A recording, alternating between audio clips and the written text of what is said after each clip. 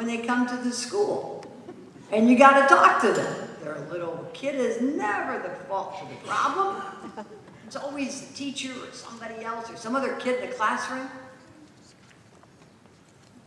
Every child knows that if a teacher believes in them, that nothing is impossible to them. That's why your role is so important. And I have to say, it's equally as important as a parent. Equally as important as a parent. Because you are the ones that test the child, challenge the child to do even more. There isn't an FCAT or any kind of SAT or ACT or PSAT score that can measure a child's performance like a teacher can. And that's the importance of being a teacher. The quote goes on, "Dream begins with a teacher who believes in you, who tugs and pushes and leads you to the next plateau, sometimes poking you with a sharp stick called truth. And it starts at our various youngest ages. You're never appreciated like you should be from the state. And I apologize for that. I'm a proud Democrat, but it doesn't make any difference. As much as we try, Republicans and or Democrats together, we cannot appreciate teachers enough. I think the true appreciation comes when a child looks in your eyes and gives you a piece of paper that shows they did the best that they could. Or says, thank you, Ms. So-and-so, or thank you, Mr. Smith. That's the true appreciation. I don't want to tell you about the $1 billion in cuts that occurred this budget. I don't want to tell you that we cut education more than we ever have in the last 10 years. I don't want to tell you that we've cut spending per student by $542. I don't want to tell you that because I don't want to diminish your dream.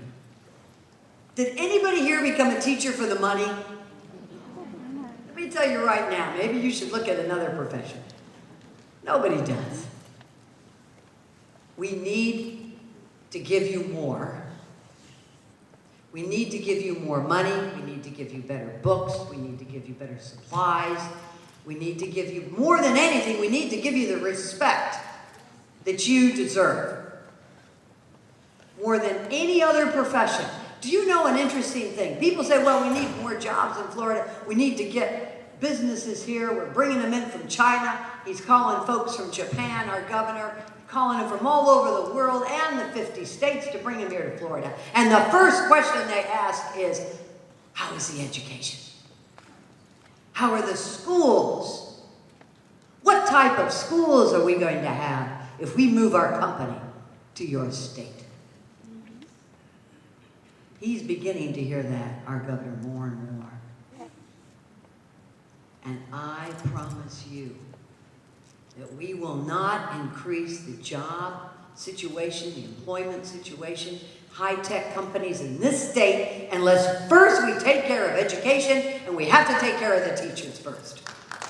Definitely.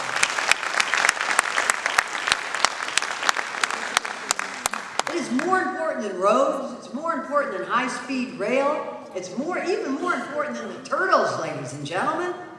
Sometimes I think we spend more money on turtles than we do on our education. And we have to stop. And we have to see, and I don't want to say it just because we need jobs here. That's no reason to appreciate our educators.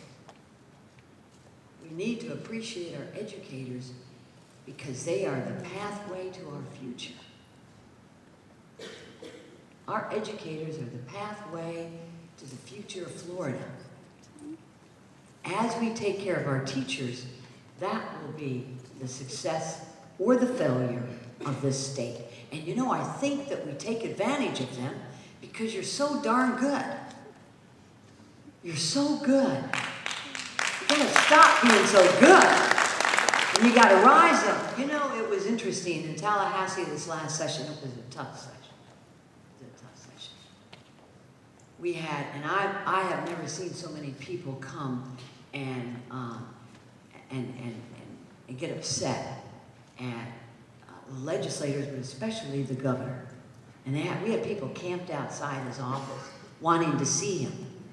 And sitting in the Senate, I would look up and the gallery was always packed with people. And I didn't see any CEOs up there. I didn't see any, you know, yacht owners up there. I saw a lot of immigrants up there. And a lot of the immigrants stayed there for days. They camped outside. They didn't have places to sleep. They camped outside. A couple of them I brought in my office to freshen up and use the couch to sleep. But they stayed up there and they waited until we did something with the immigration bill. And you know, it's a sad commentary that we seem to have session during school session.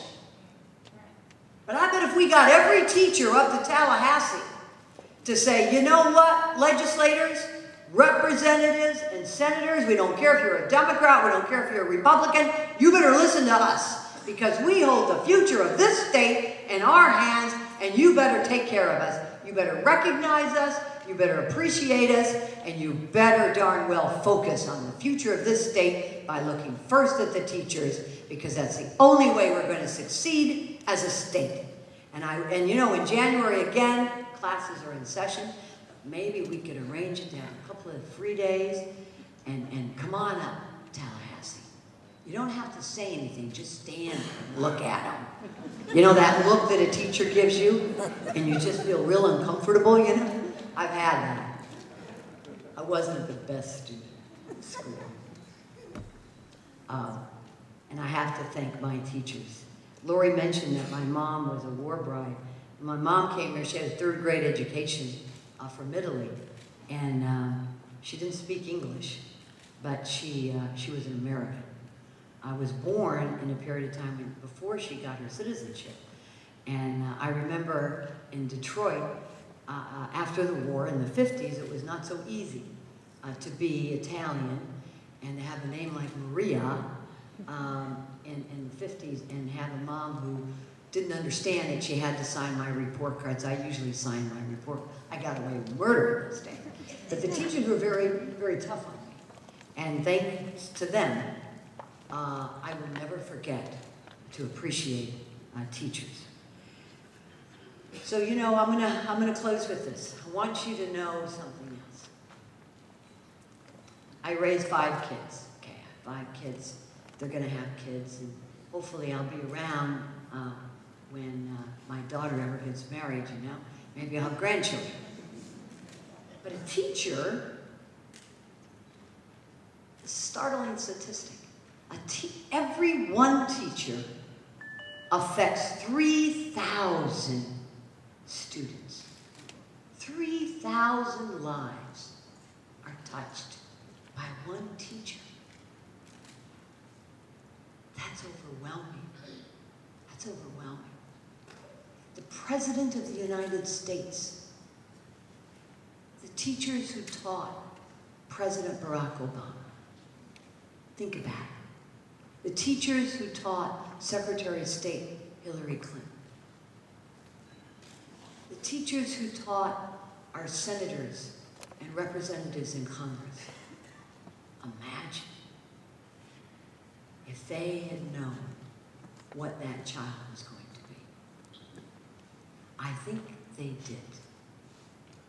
I think it is a teacher who sees in a child the possibility of becoming somebody truly great, of discovering the cure for cancer, cure for Parkinson's.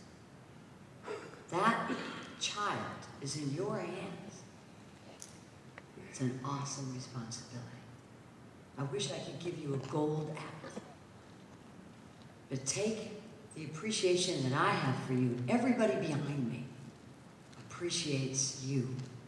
And all the children you are affecting today will grow up to be amazing